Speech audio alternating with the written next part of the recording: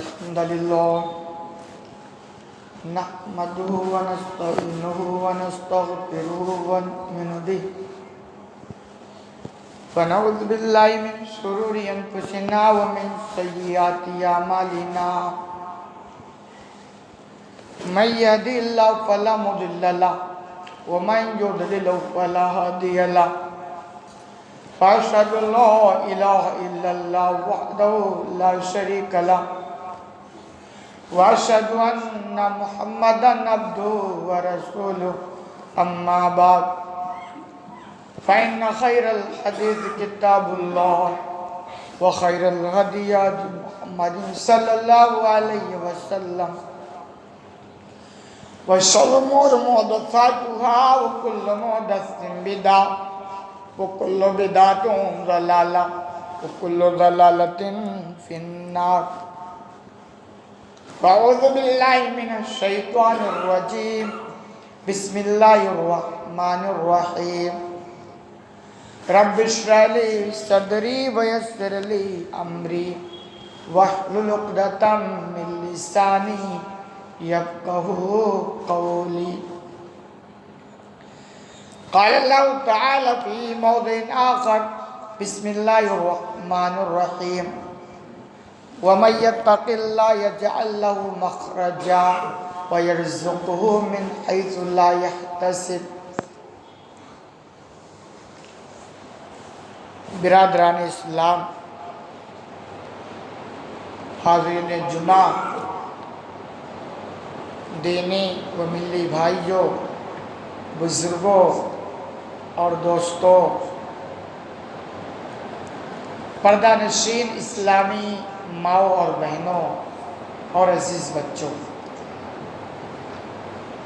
اس سے قبل کے خطبے میں ہم نے جو باتیں آپ کے سامنے شروع کی ہے وہ ہے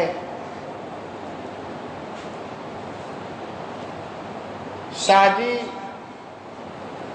کامیاب شادی کے سنہرے اصول، یعنی اسلام کے وہ موٹے موٹے اصول کون سے ہیں کہ جن کو اگر اپنا لیا جائے تو ہماری شادی شدہ زندگی پرسکون بن جائے گی، امن کے ساتھ گزر جائے گی، اور ان اصول کو نہ اپنانے کا وہ نتیجہ ہے جو آج ہم اپنے گھروں میں یا اپنی زندگی میں دیکھتے ہیں۔ ہر مرد تقریباً اپنی عورت سے پریشان، اور ہر عورت تقریباً اپنے آدمی سے پریشان، چند فیصد ہوں گے جن کو چھوڑ دو، ورنہ ہر دونوں سے پریشان۔ چونکہ شادی انسانی زندگی کی بنیادی ضرورت ہے، اس کے بغیر تمیز سے اس انسان کی زندگی گزر نہیں سکتی۔ یہی وجہ ہے کہ اسلام نے شادی پر زور بھی دیا ہے، اور نبی کریم صلی اللہ علیہ وسلم نے اس کے تعلق سے بڑی ترغیب بھی دلائی، کیونکہ اسلام ہمیشہ نیچر کی بات کرتا ہے۔ شادی انسان کی بنیادی ضرورت ہے، پھر اسلام یہ نہیں کہے گا کہ آپ شادی نہ کرو، اسلام کہے گا آپ شادی کرو۔ صحیح بخاری کی روایت ہے، اللہ کے رسول صلی اللہ علیہ وسلم نے شادی کے تعلق سے ترغیب دیتے ہوئے ارشاد فرمایا، یہ حدیث جو اگلے خطبے میں چل رہی تھی، کہ آپ نے جوانوں کے خطاب کر کے فرمایا، یا معاشر شباب، اے نوجوانوں کی جماعت۔ شادی کا تعلق عموماً نوجوانوں سے ہوتا ہے۔ من استطاع منکم الباء فلیتزوج، جو تم میں شادی کی طاقت رکھتا ہے، موٹے موٹے طاقت رہنے کا، وہ یعنی گھر والی کو رکھنے کا انتظام کر لے جائے، کوئی ضروری نہیں کہ ذاتی مکان ہو، کرائے پر بھی ہو سکتا ہے، خود کچھ کھاتا ہو، تھوڑا بہت اس کے کھلانے کا انتظام کر لے جائے، یعنی موٹی موٹی جو بنیادی ضرورت ہے اس کی اگر اس کے پاس طاقت ہو گئی تو آپ کہتے ہیں فَلْيَتَزَوَّجْ، پر چاہیے کہ وہ جوڑے میں بدھ جائے، تنہائی زندگی نہ گزارے، جوڑا بن کر زندگی گزارے۔ اور آپ نے اس کے فوائد کا بھی تذکرہ کیا، کہا فرمایا فَإِنَّهُ أَغَضُّ لِلْبَصَرِ وَأَحْسَنُ لِلْفَرْجِ، اس لیے کہ جب شادی کر لو گے تو نگاہیں پست ہو جائیں گی، شرمگاہ کی حفاظت ہو۔ جب ایک بندہ جوان ہوتا ہے تو اس کی شرارت زندگی میں عام طور پر آنکھوں سے شروع ہوتی ہے اور نتیجہ شرمگاہ تک یعنی زنا تک پہنچا دیتی ہے۔ تو آپ نے فرمایا شادی کر دو، نگاہیں پست ہو جائیں گی اور اپنے شرمگاہ کی حفاظت کر لے جاؤ۔ اور اگر اس کو تھوڑی سی قرآن کی آیت سے جوڑ کر سمجھیں تو اور بات سمجھ میں آتی ہے کہ اللہ رب العالمین نے ہمیں جو پیدا کیا اس پیدا کرنے کا یہ مقصد نہیں کہ ہم بے حیائی پھیلائیں، زندگی میں آنکھ مٹکے کریں، زنا کو فروغ دیں، یہ مقصد نہیں کہ دنیا میں خوب عیش کریں، کھائیں پیئیں مر جائیں، ختم ہوگی کہانی۔ یہ تو ایک جانور کی زندگی کا مطلب ہوتا ہے، اور اگر آپ کی زندگی کا بھی یہی مطلب ہے تو آپ کی زندگی اور جانور کی زندگی میں کوئی فرق نظر نہیں آتا۔ اللہ نے قرآن کے اندر صاف صاف ہماری تخلیق کے مقصد کو اجاگر کرتے ہوئے فرماتا ہے وَمَا خَلَقْتُ الْجِنَّ وَالْإِنسَ إِلَّا لِيَعْبُدُونِ، کہ میں نے انسانوں اور جناتوں کو صرف اپنی عبادت کے لیے پیدا کیا۔ خوب اچھی طرح سمجھ لیں، انسان جب بالغ ہوتا ہے تو یہ شرارت اس سے شروع ہوتی ہے، آنکھ مٹک کے، اور اس کے بعد یہ نتیجہ جانا تک پہنچاتی ہے۔ اور جس کی زندگی میں یہ چیزیں رہیں وہ حقیقت میں اللہ کا موحد بندہ بن کر زندگی نہیں گزار سکتا ہے، حقیقی طور پر اللہ کی بندگی وہ نہیں کر سکتا ہے۔ جو شرارتیں کرتے وہ اچھی طرح جانتے ہیں۔ آپ نے اگر اپنی آنکھ کی حفاظت نہیں کی نا اور آپ نماز میں کھڑے ہو گئے، جتنی شرارتیں آپ نے کی ہے نا وہ ساری شرارت نماز میں شروع ہو جائے۔ اور ایک آدمی اگر زنا جیسی بیماری میں لت پت ہو چکا ہے تو پھر اللہ کے سامنے وہ کھڑا نہیں ہو سکتا ہے، اسے نماز نہیں پڑھا جائے گا، اسے ذکر و اذکار نہیں ہو پائے گا۔ ان گناہوں کے مرتکبین کا دل کبھی عبادات میں لگ ہی نہیں سکتا۔ تو اللہ نے کہا ہم نے تمہاری تخلیق کا جو مقصد بنائی وہ ہماری بندگی اور کچھ نہیں، اور بندگی کا تقاضا پورا اسی وقت ہوگا جب آپ اپنی ان دونوں چیزوں کی حفاظت کرو، آنکھ کی بھی حفاظت اور شرمگاہ کی بھی۔ اور چونکہ اسلام تو نیچر کی بات کرتا ہے، اسلام تو فطرت کی بات کرتا ہے، شادی اسلام کی نیچر انسانوں کی نیچر میں ہے، فطرت میں ہے۔ تو اسلام کہتا ہے آپ جوان ہو گئے تو شادی کرو تاکہ شرارت سے تم محفوظ ہو جاؤ گے۔ اور تجربات کی دنیا میں دیکھو تو دیکھ لو، ایک آدمی کی زندگی شادی سے پہلے تھوڑی الگ تھلگ ہوتی ہے، تجربات کی دنیا میں دیکھو، اس کے لائف اسٹائل جو ہوتے ہیں انہیں بالکل الگ تھلگ ہوتی ہے، شرارتیں اس کی الگ ہوتی ہے، کیونکہ جوانی کی زندگی بڑی خطرناک ہوتی ہے۔ اور جیسے اس کی شادی ہوتی ہے نا، آپ دیکھیں گے ٹھیک ہے وہ بدماش بھی ہوگا، شریر بھی ہوگا، لیکن اس کی شرارت میں فرق آ جائے گا، اس کی لائف اسٹائل چینج ہو جائے گی، کیونکہ اللہ کے رسول نے فرمایا کہ نگاہیں پست ہو جائیں گی، زنا سے محفوظ ہو جاؤ گے۔ یعنی یہ کہ آدمی اگر شادی نہیں کرتا ہے تو نگاہ کی بدمعاشی سے بچنے کے چانسز بہت ہی کم ہیں. اور ہمارے ملک ہندوستان وغیرہ میں تو اگر میں کہوں ناممکن ہے تو بیجانی ہوگا کہ آدمی جوان ہے شادی نہ کرے اور نگاہ کی شرارت سے محفوظ رہے. تو ہو ہی نہیں سکتا نا. چار طرف سے آپ کے ایمان کو لوٹنے کے سارے سامان مہیا ہے, انتظام ہے, آپ کہاں بچ کے جاؤ گے؟ تو اگر چاہے تو شادی ہو, جلدی سے شادی. اور میں جوانوں کے والدین کو کہتا ہوں, آپ جوان تھے, اپنی جوانی کا احساس کرو. اب آپ بوڑھے ہو گئے تو جوان اولاد کے بارے میں کہتے چونکہ ابھی بچہ ہے. ویسے بچے تو آپ بھی ہو نا اپنے باپ کے, تو ہر کوئی بچہ ہوتا ہے, لیکن ہوشیار رہو. ابھی آگے میں نتائج میں بیان کروں گا کہ جوان بچوں کی شادی نہ کرنے کے جو خطرناک نتائج برآمد ہوتے ہیں, خاندان تباہ ہوتا ہے,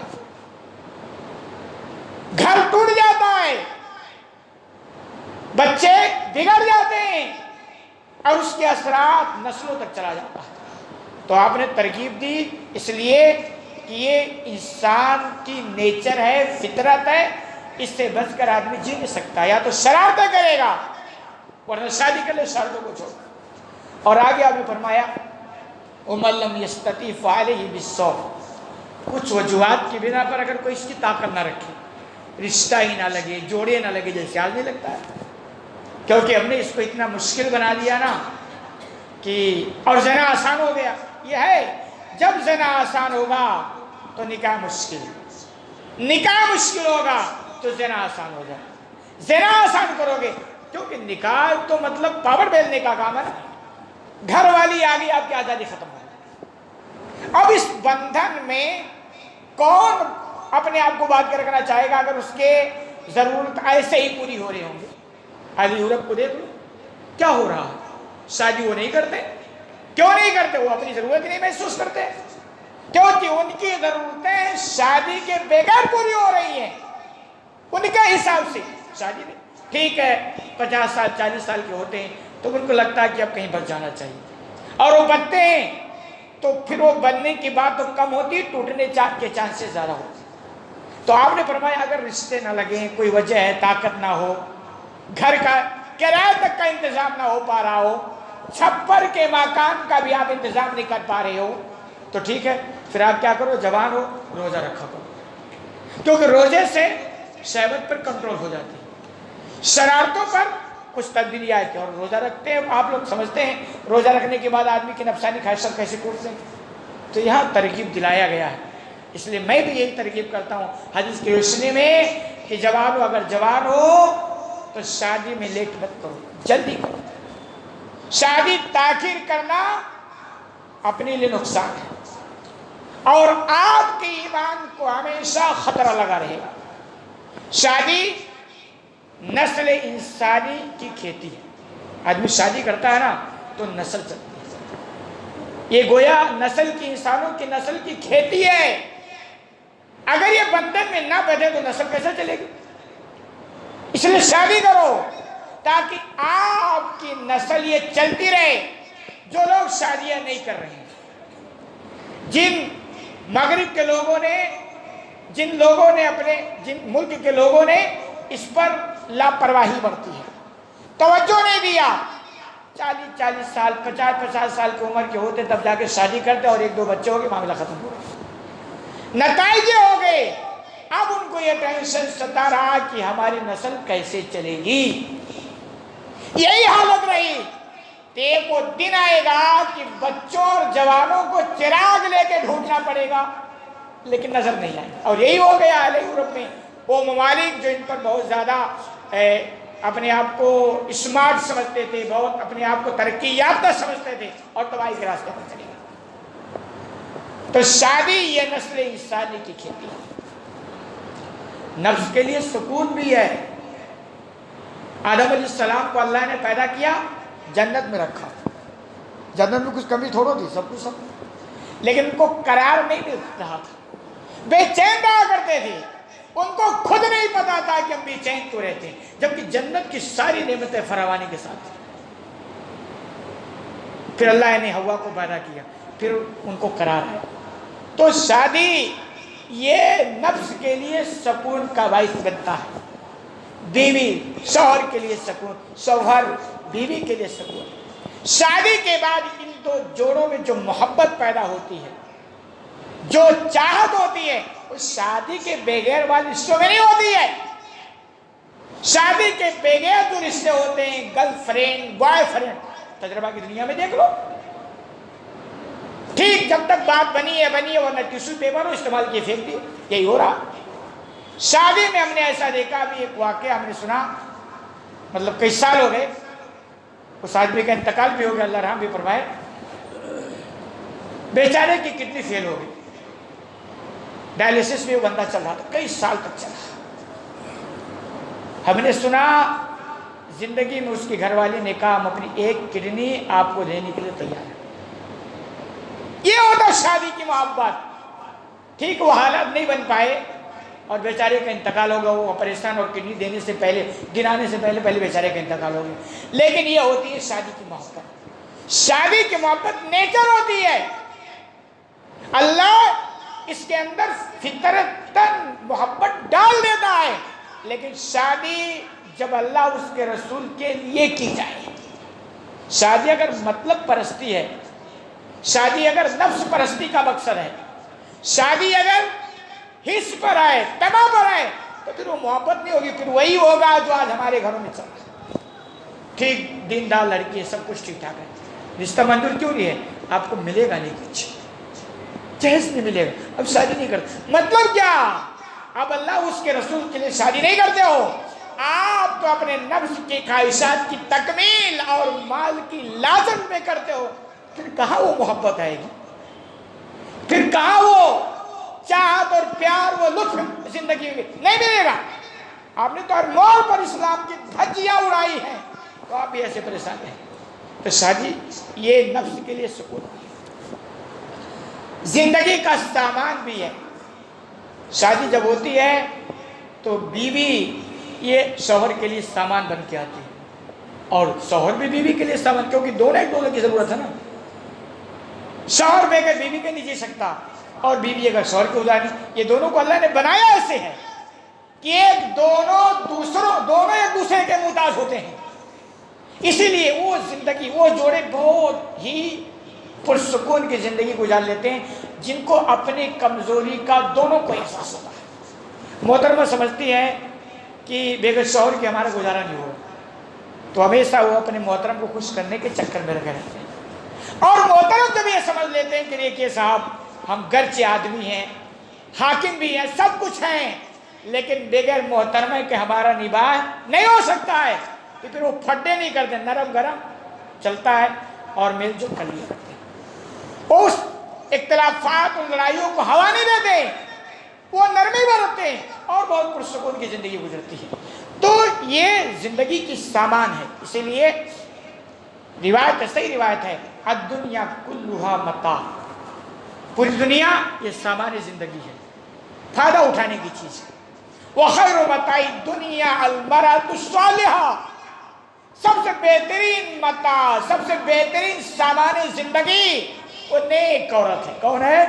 نیک عورت ہے۔ یاد کر لیں سبق، نیک عورت۔ اس لیے گھروں میں جب لاؤ نا شادی کر کے تو نیک لڑکیوں کو ترجیح دیا کرو، گرچہ وہ مال لے کے نہیں آئے گی لیکن آپ کی زندگی الحمدللہ سنوار دے گی، بہت پرسکون کی زندگی اگر ہوگی، اور کچھ بھی وہ لے کے آ جائے، بہت خوبصورت بھی لے کے آئیں، سب کچھ لے کے آئیں، مال و دولت بھی لے کے آ جائے، جہیز سے آپ کے گھروں کو بھر دیو، کوئی فرق نہیں پڑتا، لیکن اگر وہ نالائق قسم کی بچی ہے، اس کے اخلاق نہیں صحیح ہیں، اس کے اندر کوئی تربیت نہیں ہے، دینی ماحول نہیں ہے، تربیت نہیں ہے، اونٹ کر لیں، گھٹ گھٹ کی زندگی گزرے گی، نہ وہ جہیز کام آئے گا، نہ وہ سامان کام آئے گا، اور نہ اس کے پیسے کام آئے گے، اور ان جو گاڑی لے کے آئیں وہ بھی نہیں آپ کے کام آئے گا۔ تو یہ بہت بہترین سامان، اس لیے بہترین انتخاب کریں۔ فاصبر بذات الدین، اس لیے اللہ کے رسول نے کہا نا شادیاں کئی وجہ سے کی جاتی ہے، اے ایمان والو تم دینداری کو ترجیح دو۔ کس کو ترجیح دو؟ دینداری کو، پھر تمہاری زندگی بڑی پرسکون کی گزری ہے۔ اور نوٹ کر لیں، دنیا میں آپ کچھ بھی حاصل کر لو، جو مزے کی زندگی ہے نا وہ دینداری میں، جو مزے کی زندگی ہے وہ اللہ اس کے رسول کے بتائے ہوئے دائرے میں رہتے ہوئے گزارتے میں ہے۔ کبھی بھی بغاوت کر کے آپ سکون کی زندگی دنیا میں نہیں مل سکتی، یہ دنیا کی تباہی ہے، اور آخرت میں جو کچھ ہے وہ تو ہے ہی۔ شادی دل کے لیے اطمینان بھی ہے، شادی ہوتی ہے ایک بندہ گھر میں آتا ہے سکون ملتا ہے، اطمینان اس کو ہوتا ہے، ورنہ پھر وہ کہاں کہاں بھٹکتا ہے، کیسی کیسی حرکتیں کرتا ہے، کس کے پیچھے بھاگتا ہے، وہ تو ہو جائے اس کی زندگی۔ شادی یہ شرمگاہ اور دیگر اعضاء کے لیے یہ مضبوط یعنی حفاظت کا سامان ہے، قلعہ ہے، بہت مضبوط ہتھیار ہے۔ شادی ہو گئی اب بندے کے بگڑنے کے چانسز کم ہوتے ہیں، ٹھیک ہے، چونکہ ماحول ایک ہوتا ہے بگڑا ہوا ہوتا ہے، اور جس کو اللہ اس کے رسول کی کوئی فکر نہیں ہوتی ہے، مذہب کی کوئی فکر نہیں، اللہ کا خوف، وہ الگ میٹر ہے۔ لیکن اگر کچھ بھی اس کے اندر فکر آخرت ہوگی تو شادی کے بعد نا اس کی زندگی بالکل چینج۔ یہی نہیں، اور آگے بڑھ کے میں بولوں کہ شادی عبادت کا بھی نام ہے، شادی ہی سے آپ کا ایمان مکمل ہوتا ہے، نسبی ایمان۔ شادی اگر آپ نہیں کیے نا، جوان ہے، تو بھی آپ کا ایمان مکمل نہیں، مطلب یہ کہ ہمیشہ آپ کے ایمان کو خطرہ لگا رہے گا، ہمیشہ شیطان آپ کے ایمان سے کھلواڑ کرتا رہے گا، ہمیشہ آپ کو بہکاتا رہے گا، ہمیشہ آپ کو اللہ اس کے رسول کی تعلیمات سے دور کرتا رہے گا، ہمیشہ آپ کو خطرہ ہے۔ شیطان کے آپ کھلونے بن جائیں گے اور بنتے ہیں۔ اور اس پرفتن دور میں جبکہ ہمارے پاس ایک بہت بڑا فتنہ ہمارے جیب میں، ہر ایک کے جیب میں، ناجائز تو نہیں کہہ سکتے لیکن ہے فتنہ زبردست۔ شادی نہیں تو یہ اور خطرناک ہے، کیونکہ شادی آ جاتی ہے نا تو دونوں ایک دوسرے کے جانتے کیا بن جاتے، سیکورٹی بن جاتی ہے، محترم محترمہ کی نگرانی اور محترمہ محترم کی نگرانی۔ اور شادی نہیں ہے تو بندہ آزاد ہے۔ اور پھر یہ جو کہ سنتے تھے کر لو پوری دنیا مٹھی میں، تو موبائل ہے تو پوری دنیا مٹھی میں ہے، جہاں چاہو وہاں پہنچو۔ ایک واقعہ میں آتا ہے کہ اگر آدمی جوان اور شادی نہیں کرتا تو کس قدر نتائج برآمد ہوتے ہیں اور تباہی کیسی ہوتی ہے۔ ایک لڑکا، نام بھی نہیں بتاؤں گا کہ شہر کا واقعہ یہ بھی نہیں بتاؤں گا، لیکن ہے واقعہ سچا، اپنا شاگرد بھی رہ گیا، لڑکا بالکل دیندار ٹھیک ٹھاک نمازی۔ آپ دیکھیں نا شادی نہ کرنے کے بعد ایمان مکمل نہیں ہوتا ہے اور خطرات کیسے ہوتے ہیں۔ دیندار جو بھی کہتا بہت اچھا ہے، سب ٹھیک ٹھاک، لیکن شادی نہیں۔ تاخیر بوڑھے ماں باپ کے لیے اس میں نصیحت ہے کہ آپ کے بچے جوان ہیں نا تو جلدی شادی کرو، شادی کرو، ورنہ کبھی کبھی وہ دن دیکھنے پڑ سکتے ہیں جو آپ کو دیکھنا نہیں چاہیے، جو آپ پسند نہیں کریں گے کہ یہ بھی ہم دیکھیں۔ ٹھیک ٹھاک بندہ کام کرتا تھا، موبائل چلاتا تھا، اس موبائل کے چلانے میں اس موبائل کے ذریعے اس کی کوئی گرل فرینڈ بنی، نتیجہ یہ ہو گیا نا کہ آگے چلتے چلتے اس فرینڈ کا جو یعنی تعلقات تک پہنچ گئی، اور اس لڑکی کا رشتہ بھی کہیں ہو چکا تھا۔ وہ لڑکی اتنا اس کو محبت ہوا کہ وہ لڑکی نے بردستہ فون کر کے لڑکے کے گھر والوں سے کہا کہ ہم اس بچے سے شادی کریں گے، ہمارا پیار چلتا، ہمارا عشق ہے، ہم اسی سے شادی کریں گے، دونوں ایک طرف۔ اور یہاں تک کہ اس لڑکے کا جو رشتہ جا ہوا تھا نا، اس لڑکی والے یعنی لڑکی والے کے گھر بھی اس معشوقہ نے فون کر کے بردستہ کہا کہ اس لڑکے کا تم رشتہ توڑو، ہمارا چلا بردستہ۔ نتیجہ ہوا کہ گھر سے والوں سے اور اس لڑکے سے تعلقات ختم ہو گئے، گھر سے بے گھر ہے، تعلق سے ختم ہو گئے۔ کیوں؟ گھر والے چاہتے نہیں شادی تو یہاں ہوگی۔